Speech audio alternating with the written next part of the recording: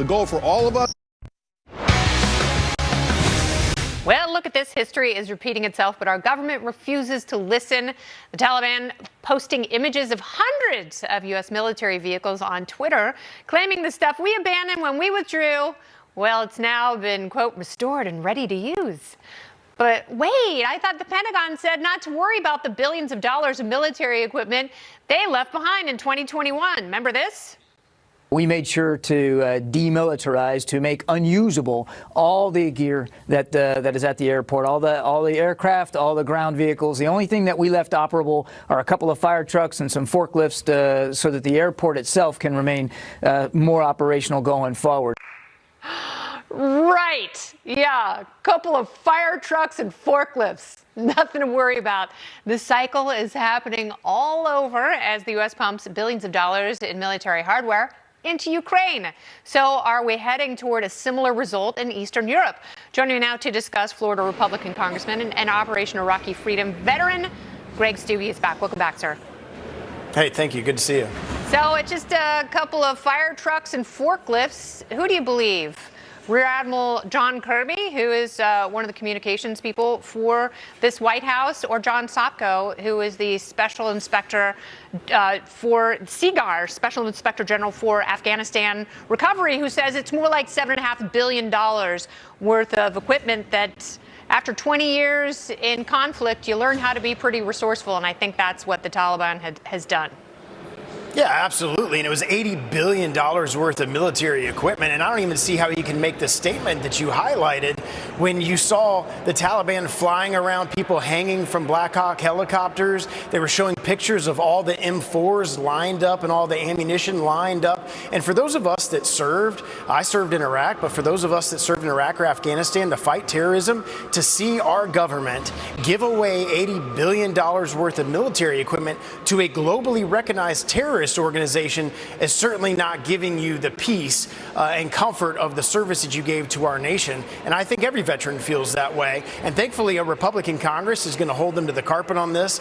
Chairman McCall has already requested some of this information. And quite frankly, he should just subpoena all these individuals in the Department of Defense, put them under oath, and start asking them very tough questions about what they knew, when they knew, and what equipment they really did leave there, because we know it was much more than that. Then, if you were going to take those answers and give it to some of the people who are in charge of dispersing weapon systems in Ukraine, what would you want them to know about the blank check that we have given that country? Yeah, and I voted against several of those bills. And I actually met with a German group of German lawmakers that said weapons they gave to the Ukrainians were showing up in Belgium.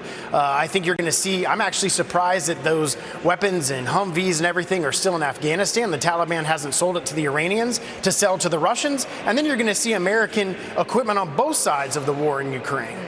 That's a horrible thought, but a realistic one, because I think, you know, they really tried to downplay the botched withdrawal in Afghanistan, but that is something that could bear poisonous fruit for years to come. Are you surprised that we are so bad at internalizing some of the lessons of some of the failures that we've lived and continue to relive in terms of giving people all sorts of money and equipment that come to bite us in the arse?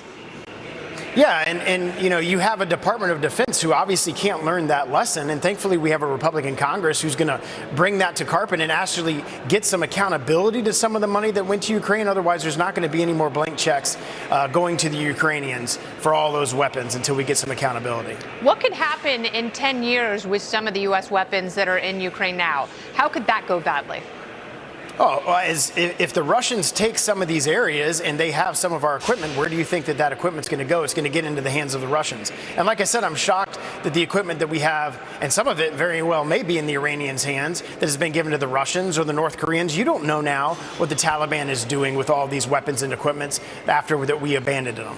Why did the DOD lie to us with such certainty about the demilitarization and destruction of, you know, some of these Humvees and other equipment that looks to be still pretty operable?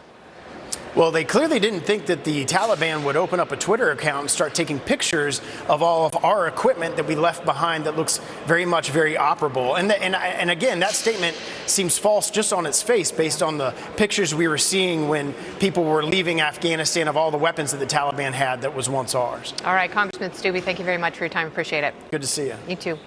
Coming up, former President